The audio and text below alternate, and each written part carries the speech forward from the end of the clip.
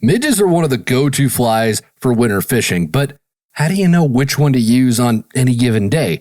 There's like 53 million midge patterns out there, and fly tyers are coming up with new ones every single day. It's never a bad idea to have a wide variety of patterns, but I've found that simplifying my selection has led to a lot of success during the winter months. With just a handful of midge patterns that I rely on, I spend a whole lot less time digging through my box, debating fly choices, doubting every choice I make, and a whole lot more time actually fishing. So, this week on Untangled, I'll share the 7 midge patterns that consistently produce for me and why these are the flies I rely on. This is Untangled, fly fishing for everyone, presented by Ventures Fly Co. Hey everybody, welcome to it. This is Untangled, and I am your host, Spencer Durant. Thanks for being here this week. Appreciate it. Appreciate everybody who tunes in and listens. It's the whole reason I get to do this, and it's tons of fun to interact with y'all and to get the opportunity to talk shop every week. And speaking of talking shop every week, we do have the brand new episode of Untangled that's dropping on Mondays now as well. If you've missed that, we're doing an audio-only version of the show that drops, like I said, on Mondays. Anywhere you find podcasts, you can find it. A little bit shorter episode, gives us a chance to do some stories where we've got some guest interviews on tap, things like that, where we get to just do things a little bit differently. And obviously, nothing's changing with the main show that we do here on Wednesdays, but go check that extra episode out every week. If you haven't, we're about a month into it now, if I can do my math and count correctly, which I hope I can because it's only up to 4. So anyways, hope y'all are enjoying it. If you are, drop a comment and let us know. We'd love to hear your thoughts about that second episode. But let's get into the midge patterns that we're going to talk about today. And like I said to start the show, these are the flies that I consistently turn to throughout the winter. I've narrowed down my midge selection because I would run into this problem. And in the winter, honestly, I would run into this more than I do other times of the year, where I just have a little bit of paralysis by analysis. There's so many options. There's so many different midge patterns I can use that I would spend way too much time going through all of them. And then I would second guess the fly selection once I put it on there, and I wouldn't fish it very confidently. I wouldn't feel very comfortable with that rig. So when I took note of what flies consistently worked for me, and I just focused on bringing those with me during the winter, it really sped up the selection process. I feel like I fished them a lot more confidently, and as a result, I've ended up having a little bit more success because I've got the faith in the flies that I'm using, and that's a critical ingredient for success. So I think it's helpful to narrow down your selection just a little bit if you're running into situations like that, especially this time of year. If you find yourself spending more time digging through the box than drifting flies, you'll maybe focus on bringing fewer flies next time. Force yourself to really just work on a great presentation and getting those flies where they should be, which is right in front of fish. So with that out of the way, let's just get right into the list. The first little midge pattern that I like to have this time of year is the Rainbow Warrior. I like this in sizes 16 and 18. And Rainbow Warrior, it's an attractor style fly, so it's not tied to directly mimic an exact aquatic insect. It's got all that bling, all that flash to it, as you can see if you're watching the video podcast. It'll be popping up somewhere here on the screen. You'll see that. But it's made to really grab attention, right? That's why it's an attractor fly. It's made to get the fish's attention and attract them over to eat it. But it does have that midge profile, that midge silhouette. So it's the right size and shape to be a midge nymph of some kind. So it grabs the fish's attention, but then it looks close enough to a real food item that more often than not, they'll go ahead and eat it. It's just an effective little pattern to have in your box. The next one that I really like is going to be the Demon Midge, and I like this in sizes 18 and 20. I do fish it a little bit smaller because they're tied on a longer hook, so you can go down to that smaller size, and it's still a pretty decently sized fly, even at a size 20.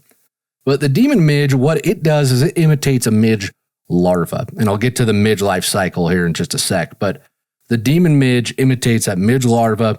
It's super slim. It's going to sink really well when you use it in conjunction with a heavier fly somewhere else in your rig. And then the red color of it, that imitates a very common color that you see in midges, all over. But I do like that red, especially in the winter, because I think that color gives it some nice contrast. It pops a little bit deep underwater in the slow, deep pools where we're most likely to find fish this time of year. So it's just a very effective fly, just, size, shape, and color. It really ticks all three boxes for us. And just a little bit, because I mentioned this is a midge larva.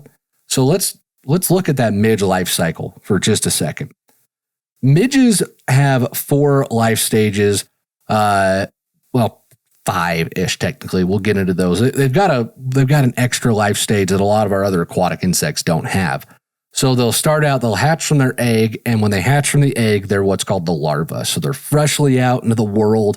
They're looking around the little underwater world, just like, oh my goodness, this is amazing. And they're having a great time. They look like little worms at that point, really short, very slim worms. And that's what the demon midge does a great job of imitating, is those little larvae. Then they'll grow up into the pupa. At that point, they get a little stockier. That's when you see the thicker heads. That's what the zebra midge imitates. The rainbow warrior more closely imitates a midge pupa probably than anything else. And then once they're ready to grow up, leave the house, go to college, get out on their own a little bit, that's when they turn into the emerger and go up through the water column. They become an adult and hatch into the winged adult on the surface of the water. Excuse me. Then they will buzz around, mate, and then they'll come back to the water, lay their eggs, and die. And then there might be a little bit of a spinner fall with that as well. So that's your midge life cycle. There's just 2 nymph stages to imitate. That's why we've got, zebra midges and whatnot, and then things like the demon midge. So just a little bit of clarification there for you. And speaking of the zebra midge, this is the next fly that I've got with me. I like it in sizes 16 to 20. And this is one of the few flies that doesn't need any sort of introduction. I think just about everybody's heard of it, even if you're really new to fly fishing. It's just the greatest of all time. It's the goat. Great little midge larva imitation, midge pupa imitation, depending on how stocky you tie the head with. But it works all over in the water column. You can fish them deep. You can fish them a little shallower. I've caught fish swinging zebra midges before. It's just a very effective fly, no matter where or how you're fishing it. I caught a 25-inch rainbow on a zebra midge not too long ago. Now that I think about it, that was, it's a little bit longer ago now. It was about 4.5 years ago, I think. Caught that bad boy. But anyways, it's effective. It works very well. Just one of the best flies ever invented. And, I used to fish with this guy. His name's Clark. And he had 2 fly boxes that he would bring with him on all of our trips. And one of them had nothing in it except zebra midges. That was all that was in his box. It was stuffed full of different colors and sizes, but it was all zebra midges. And he always would just fish those. And I remember there was one day we went out, it was early spring-ish, and he just killed it. He caught so many fish. He was just going, it was impressive to watch him catch as many fish as he did. And he did it all in the same black zebra midge pattern. And he told me that when we were driving home that night, he said, I don't see the point to carrying anything other than a zebra midge because it's all that I ever catch fish on. And that's a pretty fun point to make because zebra midges are that good, but it also points to the value in fishing a fly confidently. Like I mentioned a little bit earlier in the show, the better you feel about a fly, the better you're going to end up fishing that fly, and it's going to make a difference for you. Our next fly is going to be the RS2. I like this in sizes 18 to 20. And this is a great midge or even a mayfly emerger imitation. You can kind of use it for both, but I primarily default to it during midge season when I'm trying to really imitate my midges. And this is a fun fly to use because it works really well if you fish it deep on the bottom, and then it also works really well fished just below the surface. It's kind of this all-purpose fly that just ticks a lot of great boxes for you, no matter where or how you want to fish it. You can even swing them, too, if you want. Years ago, I was out one of my favorite rivers, and there's this guy upstream from me. He is catching fish the way that most of us catch trees, just making it look easy. Didn't even look like he was trying. Dude was so good. And eventually I decided I needed to go ask him what he was doing because I wasn't catching anything. So I wade upstream. I'm like, hey, sir, what are you using? And he just looks at me. He's grinning ear to ear because of course he is. He's killing it, just catching big fish after big fish. And he's like, oh, I've just got this. I don't remember what it was. It was some nymph up top, a bigger nymph up top, and then an RS2 on the bottom. And he was fishing them deep. He was letting that RS2 kind of bounce and swing along the bottom. And then at the end of his drift, he would actually swing it just a little bit. And he was picking quite a few fish up on the swing too. But he was just sinking it deep and nailing fish. So I bummed one off of him and I caught a whole bunch on it until I lost it. And then went back to not catching fish anymore. And there's a whole, we could dive into the why behind that later. Maybe we should at some point in a show later down the road. But the point is, you can fish it deep like that and have success like that guy was doing. You can let it swing a little bit. You can fish it just right below the surface as the dropper in a dry dropper if you're going after a bunch of fish that are rising to eat midge adults off the surface. Even without weight, the RS2 will sink a little bit below the surface. So it's just a really effective little fly to use. Definitely need those in your box. Our next one is going to be the WD-40. I like this in sizes 16 to 18. It's another midge emerger, but this one's got a bead on it. It's got a little bit, bigger head. It's got more of that classic fly-looking silhouette. So I like fishing this one just a little bit deeper. It's a sneaky good little pattern, actually. I don't really fish it as I don't really fish it as an emerger up high in the water column like I would with a sparkle dun or the RS2. I'll fish it, dropped maybe 10 to 12 inches below a dry fly, but with that bead, it's going to sink a little bit. So the idea is it's still an emerger, but it's not that final emerger phase. It's really close to hatching at the surface. It's the emerger that's working its way up to the surface. And it's just got that classic looking silhouette and body style to it. Makes it sneaky good. And it's come through clutch for me recently. I was out on a river I like to fish a couple of weeks ago, I think it was now, and the fish were just not cooperating. There wasn't a lot going on. It was freezing cold. The water was cold. It was just a really kind of a miserable day, to be honest. And I finally switched out. I think I had an egg and a sow bug on or something to start the day. We pulled over. We were in a boat. And I finally switched over to fishing something else, but I had the WD-40 on the bottom. And it started producing fish pretty consistently. And as the day warmed up, the midges started getting more active and the fish started pouncing all over that. And I ended up losing two more really nice fish, all on that little WD-40, just fished on the bottom of a nymph rig, just drifting it through those deep runs and deep pools. So it's a very effective fly. Don't let its size scare you off and think it ain't going to work. It's a solid little pattern. Our next one is going to be the Matt's Midge. I like this in sizes 18 to 22. This imitates an adult midge, so it's meant to imitate just one single fly. And that's important to note because sometimes when midges start hatching, they'll hatch in clusters on the surface. So it won't just be one midge, there'll be 5 or 6 of them together. They're often in clusters when they're mating too. They'll be in little groups on the surface, and the fish know that. They recognize that, so they're on the lookout for clusters a lot of the times. They're gonna, if they can go up and eat a bunch of midges in one bite versus one midge in one bite, what one are you gonna go for? It's like when you're eating popcorn. You don't just stick one piece of popcorn in your mouth. No, you get a fistful and you shove it in there and try to not let it all dribble out the side of your mouth like the animal that you are. And then you're embarrassed because you're out on a date with your wife and everybody in the movie theater is looking at you instead of the movie because you are a mess and you need to get control of your eating habits. Not speaking from personal experience.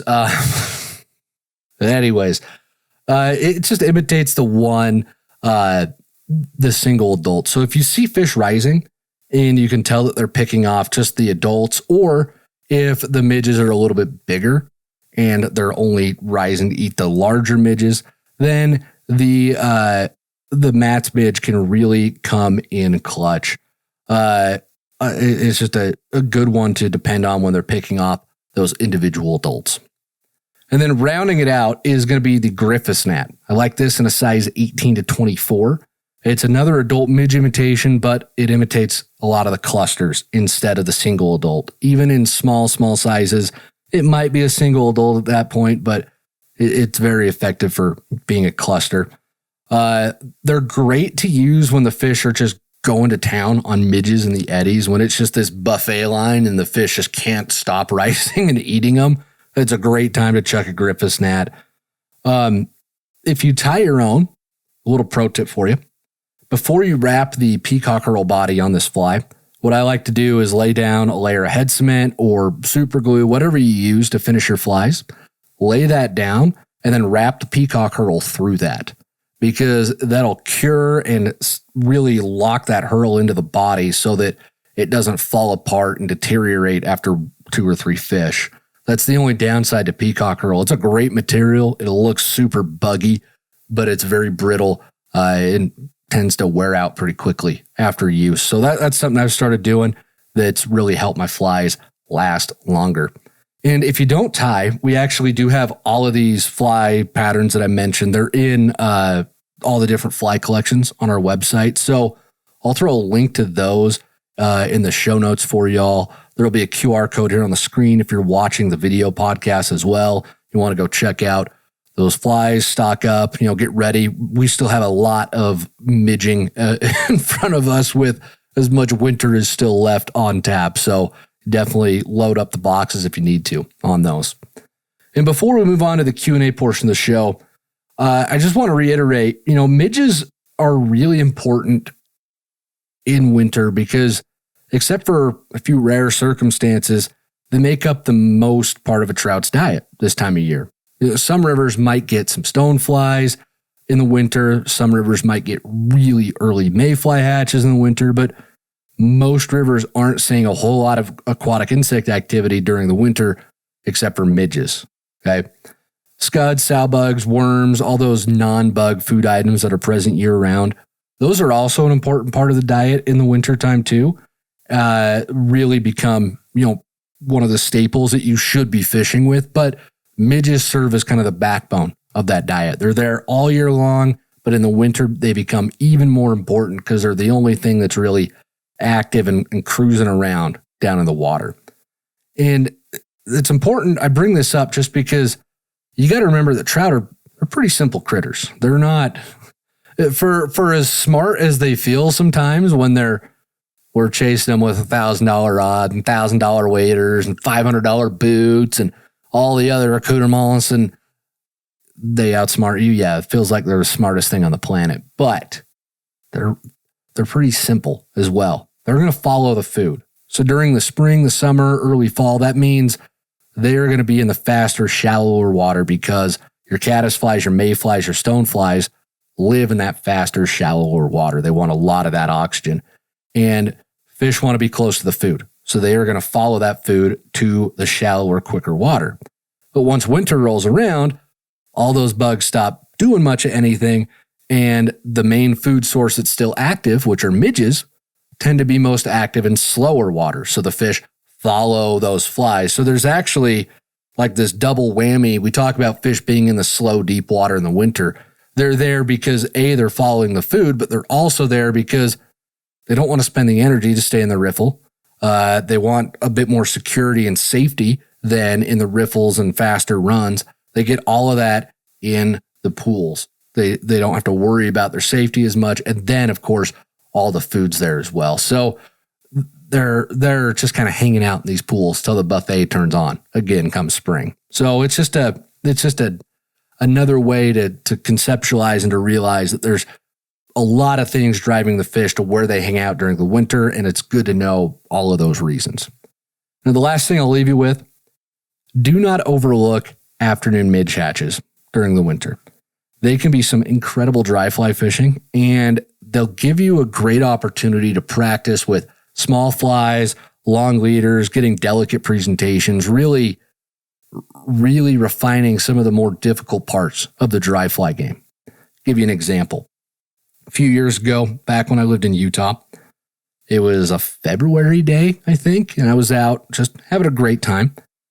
And I get to this one run on the river, and it's stacked with a bunch of guides, and they're guiding clients with nymph rigs through it, which, fine, I'm not denigrating, but just saying, they're there, they're nymphing, and they were all on the right side of the river.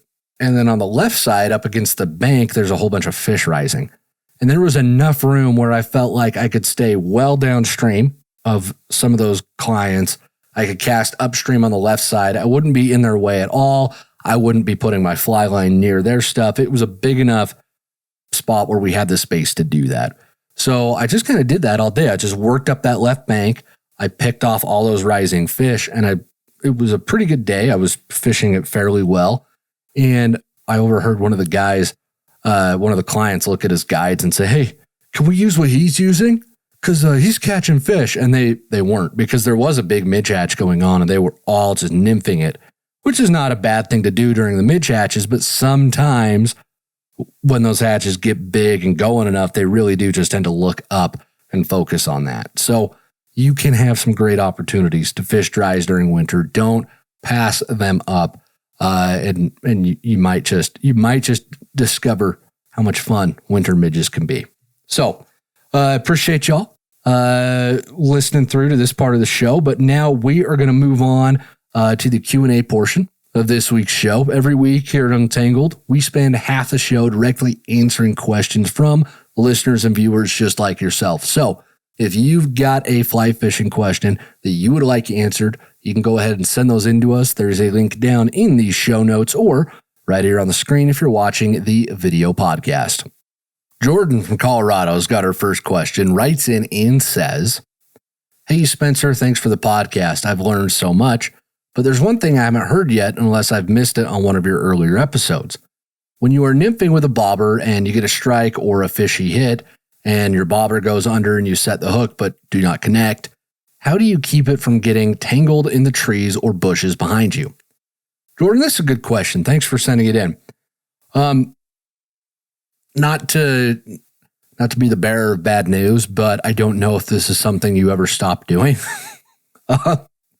Just the other day, I was out fishing with my buddy Gene, and I did this exact thing, except it was a little bit more embarrassing because we were in his boat, and I set the hook so hard that I launched like 50 feet of line, my whole rig, right into the tree that was 50 feet away. I thought I had room, but apparently I just set it like I was setting the hook on Free Willy or something. So it was definitely not one of my proudest moments, but I don't think it's ever going to go away, but it will certainly lessen over time. And my thoughts on it are this, snagging up on trees and bushes on bad hook sets is usually, not always, but it's usually the result of not being situationally aware. If you forget that the trees are there, or you don't even register that they're there when you start casting, you're a lot more likely to go wild with your hook set too hard, and then end up full sending everything into the tree. And when I put my rig into a tree, that's usually the reason why. I just forgot the tree was there, or I just got working too quickly. I didn't look to check what my cast was going to be like. Because when I'm on smaller water that's really overgrown, you don't have a lot of room for anything, casting, hook sets, anything that's in my head, and I'm very aware of it. So when I do go to set the hook, I'll be a lot more gentle with it because I know I don't want to end up in the trees behind me. So it all comes down to situational awareness. Like I said, you've just got to know and see what's around you, and then keeping that in your head when you go to set the hook, not getting so excited because you hooked a fish that you forget, hey, I've still got to land this thing and do it appropriately. The other issue that could be causing some issues for you too is your hook sets do need to be firm and quick, absolutely, but if you're setting the hook so hard on every single hook set that your rig is flying up behind you in the air when it's not a fish, or if you just miss the fish, if you're setting it so hard that you're sending your rigs way into the air on every set, then you might be setting the hook just a bit too hard, and you're probably using too much of your body when you set the hook. Now, what I mean by that, last time I was out fishing, I was nymphing this deep run, and I was working it close to far, like you're supposed to do. So I started with my drifts about 20-ish feet from me, because there's a little shelf out in this run, and I wanted to get my flies right on it. It's about 20 feet away. So I'd throw my rig out there, I'd make a few mends, I'd let it drift, and 20 feet away, it's not super close, but it's not super far either. And I'd set the hook pretty hard every time it went over the lip of that edge, because my flies kept getting hung up on it. And I was setting pretty hard. I was giving it a good set, like I expected a fish to be there. And my bobber would move a few feet. It might skip a little bit on top of the water, but my rig never came out of the water and never flew back at me because I set the hook so hard.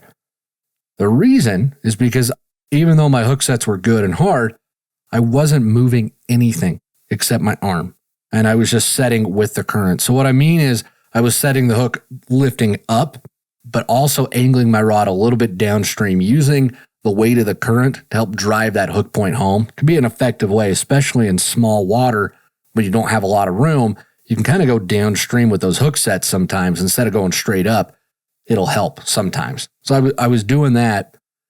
And I bring this up because I notice that sometimes when I set too hard, I can be in that exact situation that I described, and I can end up yanking the flies out of the water and pulling my rig back to me. But when I'm doing that, it's because I'm actually setting with my whole body. I'm twisting my hips, I'm pulling with my arm and my shoulder, and I'm pulling those flies back towards me. I'm not just lifting up to set the hook, I'm pulling everything back towards me. And when you do that, that's when you're really going to start to see your rigs flying out of the water, but it's also when you're going to start missing a ton of fish. Because if you're setting that hard and you're using your body to make that much of a hook set, you're actually pulling those flies, like I mentioned, but you're pulling them right out of a fish's mouth, often before the fish has a chance to even close its mouth around them. So you're going to miss a lot of fish if that's how you're setting the hook. It's just not an effective way to do it.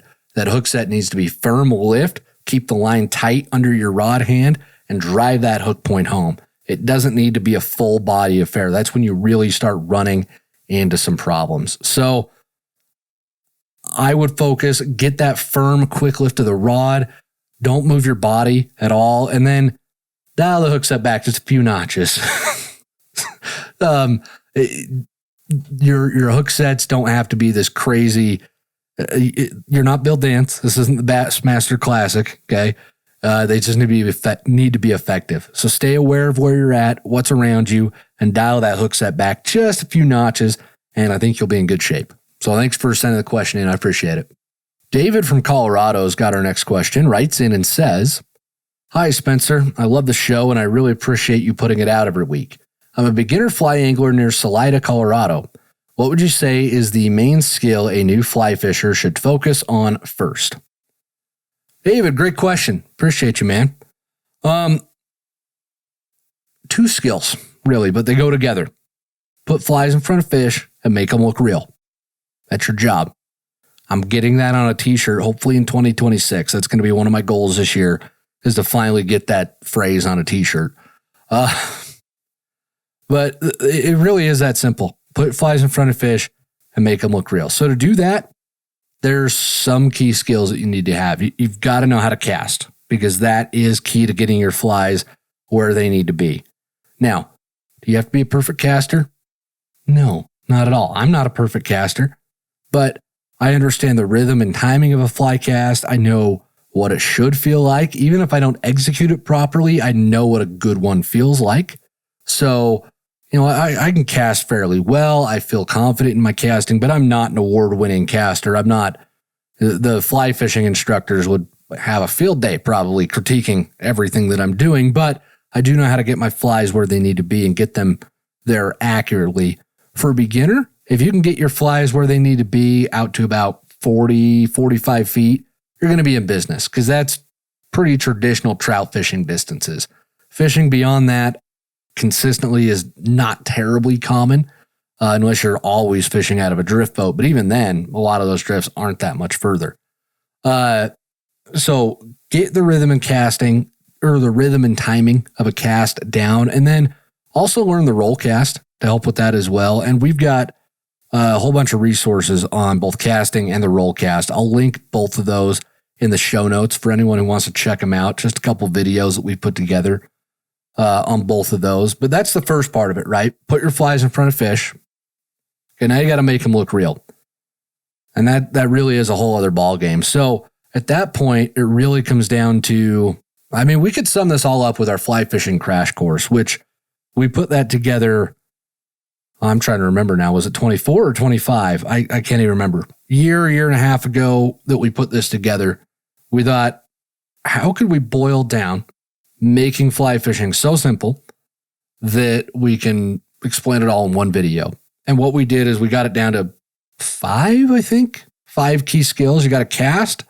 You got to know how to pick a fly. You got to be able to read water. You got to be able to set the hook.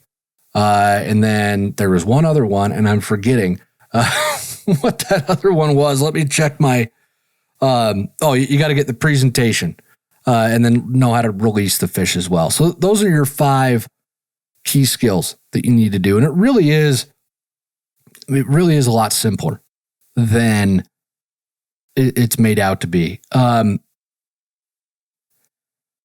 That's why I think it's hard for me to say, you know what, I'm going to distill fly fishing down to just focus on this one skill. Just do this one thing. I don't feel comfortable telling you to do that because, yes, what you're supposed to do on the water is simple. Put flies in front of fish and make them look real. But included within that is casting, is picking flies. Like I said, it's all those things. So you can throw out a lot of the other stuff that you don't need to worry on. You don't need to worry about doing a double haul. You don't need to worry about Belgian casts. You don't need to worry about stack mending. You don't need to worry about knowing the scientific names of all the mayflies. And spoiler alert, I don't know the scientific names of all the mayflies either. You don't need to worry about all of that stuff. You can delve into that all you want. It's fascinating. I love learning and reading more about bugs, but that is not mission critical information that changes the game for you as a beginner. That's stuff that you add to this wealth of knowledge that you develop over the years. It is not something that is going to separate you from catching 5 fish on your first day to 10 fish, right? It's the basics. And again, let's just go through those basics real quick. I've got them written down here.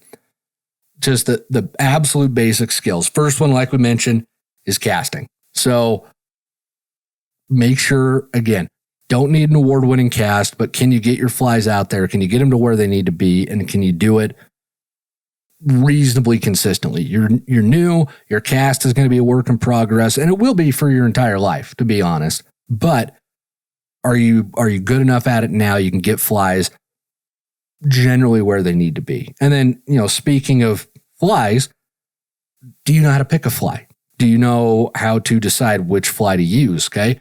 Very simple. We use our right fly formula for that. You match the size, shape, and then color of the real bugs that you see on, in, or around the water. You don't need any entomology knowledge. You don't need a PhD in bugs. You just need to be able to match what you see in the real world to whatever is in your fly box. So that really does simplify things quite a bit.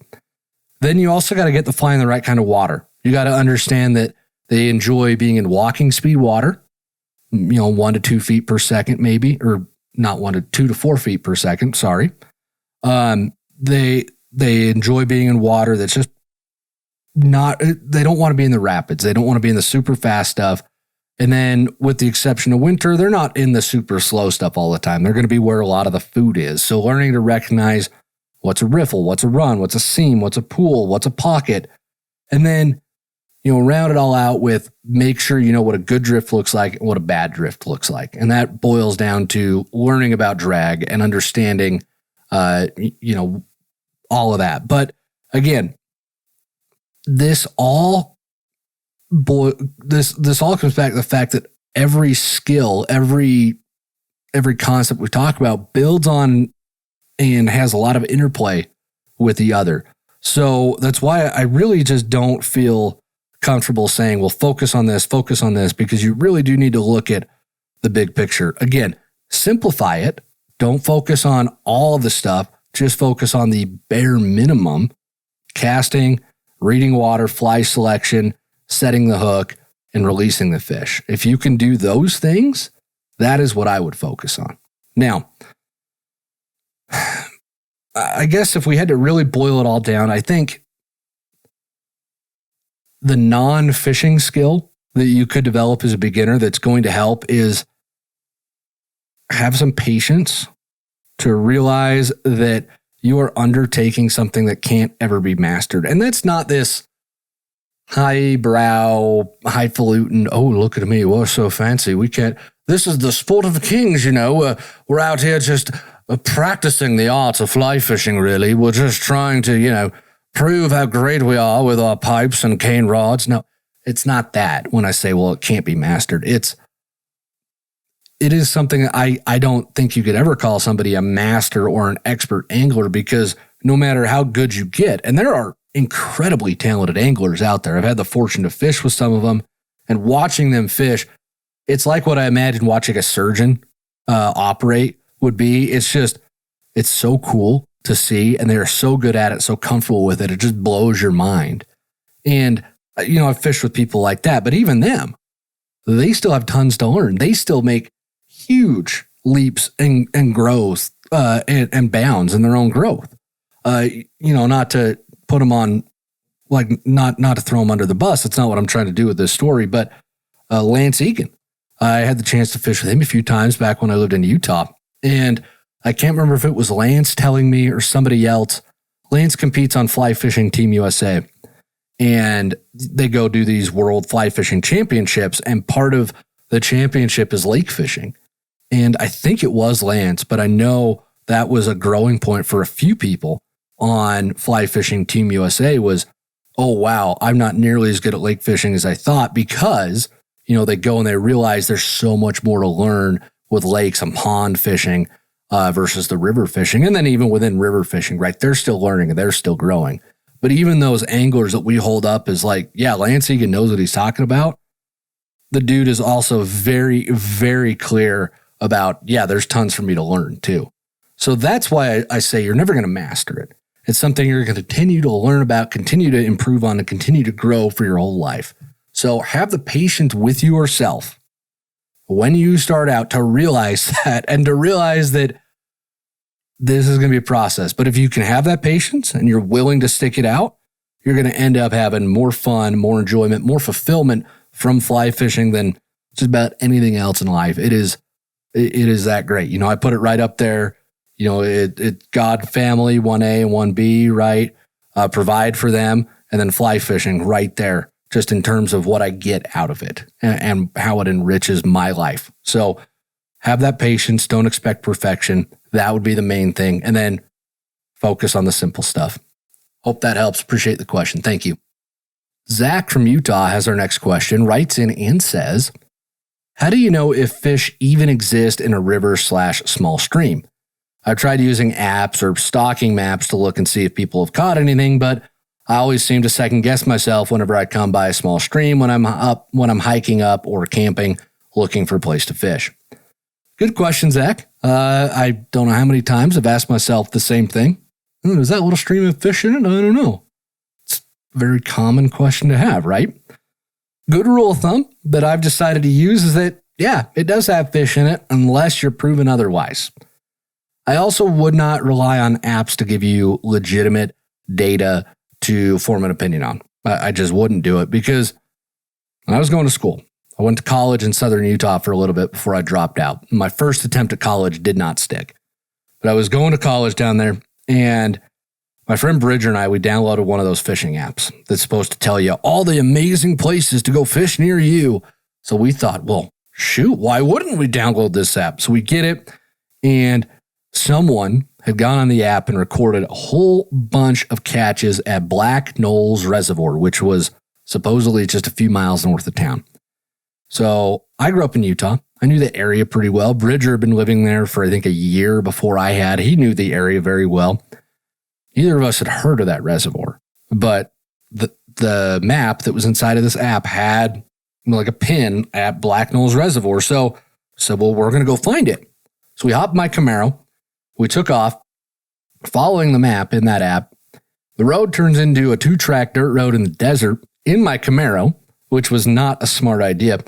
And I ended up having to reverse down the mountain because, and that Camaro was a stick shift, mind you. So I had to reverse down the mountain because there wasn't room to turn it around, and it was an older one, so it's a boat of a car. There was no Black Knolls Reservoir. It didn't exist. There apparently was one years ago. They started building the dam, and the dam never held water, so it literally never existed. And we wasted an entire evening looking for that thing. It was absolutely ridiculous. And that was the last time I ever used a fishing app. After that, it was all dead to me. So stocking reports would be a much better place to look. State stocking reports. If they're putting fish in the river, there's a very good chance that there's a good population of trout in that river. But not every stream gets stocked either. Montana doesn't stock any of their streams, for example. It's all wild reproduction up there. So that's why I just assume, especially if you're up in the high country, if you're up hiking and camping somewhere, you're up in the mountains, definitely just assume there's fish in the creek unless you're proven otherwise. And one tactic you can use if you are having a hard time deciding if there's fish in there, maybe even fishing it, all day or whatever, and you haven't really seen anything, then find a really fishy looking run and then just watch and wait for a minute. See if anything eats. See if you can see any fish holding on the bottom. Sometimes they're so camouflaged that it takes a few minutes to look at them and find them. If you don't see anything after that, then just wade right through the middle of it and see if there's any fish that dart out. If you've got a buddy, have them, get a vantage point above the hole so they can see if fish swim anywhere. And that'll give you an idea on if there's fish in the river or not. If you're walking through water that should have fish in it and they're not moving or spooking from you, then it may not have fish in it after all. But the last thing I do want to address here, though, is I think the problem is less whether or not the problem is less whether or not there's fish in the river and a lot more about you second guessing yourself. You said that yourself, you do. And one thing I have been reminded of a lot lately is how much better you fish when you have confidence in where you're fishing and what you're fishing with. If you've got a good fly on, you feel good about it, it's a good match for what's going on right now in the water, and you're covering water that looks fishy, you feel good about the water, you just feel confident, you're like, yes, there's going to be fish here.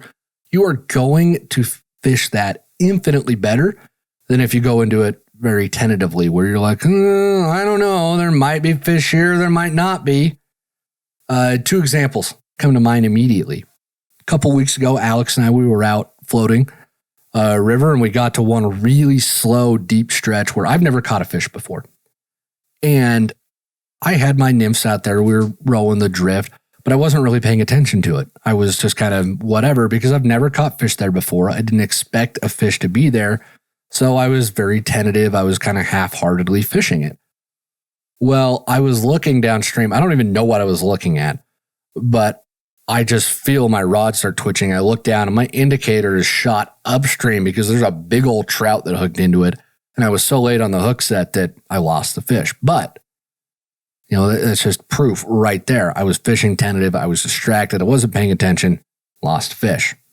Okay, another example. One of Alex's favorite rivers. He loves this place. He has epic days up there. I'll get texts from him about, oh man, it was on fire today. You should have been here. And it's just that kind of place where he just goes up there and kills it. But every time I go with him, I've never had one of those epic, unforgettable days. I've had some okay days, but by the standards of what Alex tells me about, they're kind of substandard. So it's been kind of weird to go up there. And after, a few trips of going up there, I realized I was starting to second guess all my fly selections, all my decisions on where to fish up there, because I was getting my butt kicked up there. And I started skipping a lot of the marginal water, and I was fishing only the best looking water. And I was leaving a lot of water behind me unfished, or I was always changing my fly, or I was watching and waiting for too long. I was waiting for some sort of perfect moment to come or the hatch to really get going. I wasn't just fishing the water. I wasn't just covering it and doing my best to get flies in front of fish and make them look real. And the whole time, Alex would be behind me and he'd fish the water that I had just walked through and he'd catch fish from it. He loves the river and he knows it, but more importantly, he also fishes that river very confidently. And that honestly, that's one thing I really admire about Alex is he fishes every river like that. He hits every run like he expects to catch a fish, and he's surprised when he doesn't do it. And that's honestly the attitude to have. Don't go in second guessing yourself. Don't go in, I don't know if there's fish here or not. No, just go in and be like, there's fish here, I'm going to catch them. That little mindset change really does make a pretty big difference in how you fish and what your day will go like out on the water. So appreciate you sending that question in. Thank you so much. And we are going to wrap up with the Live Real Life moment for this week. We do this every week. We end the show by sharing a story and a picture as well from someone who's out on the water living real life. That's what we're here to do at VFC, is to help y'all do that. So if you've got a Live Real Life moment that you would like to share with us, there is a link to do that down in these show notes or right here on the screen if you're watching the video podcast. And this week's Live Real Life moment is from Marilyn, who writes in and says, I grew up in a big city and only really discovered nature when I moved to Texas. Came up on some hard times recently, was desperate to get outdoors, and very randomly ended up on a beginner fly fishing trip put on by a local advocacy organization. It was one of the most incredible weekends, trite but true. I've been hooked. I caught this little guy but couldn't manage to hold on to him for long, but oh man, the thrill. Marilyn, I love it. Short, to the point, but you really communicated it well that, there's a lot of healing power to be found outdoors. There's a lot of value in spending time out there when things get pretty tough. So I was glad you're able to do it, and glad that you were able to get out and get hooked into catching a fish. You'll get used to holding them for pictures too. Don't worry about that. It gets easier the more you do it. So I appreciate it a bunch. And we're going to wrap the show up this week, folks. Thank you so much for being here, for listening to the whole show, watching the whole show. If you're watching on YouTube, it means more to us than I could say, honestly. That really helps. That helps us so much when you watch and listen to every episode. So make sure you're also, leaving reviews, subscribing to us wherever you're listening to us. That helps us out a bunch as well. But in the meantime, go tell some folks about VFC, spread the good word, go out, have some fun, spend some time on the water, and above all, live your life.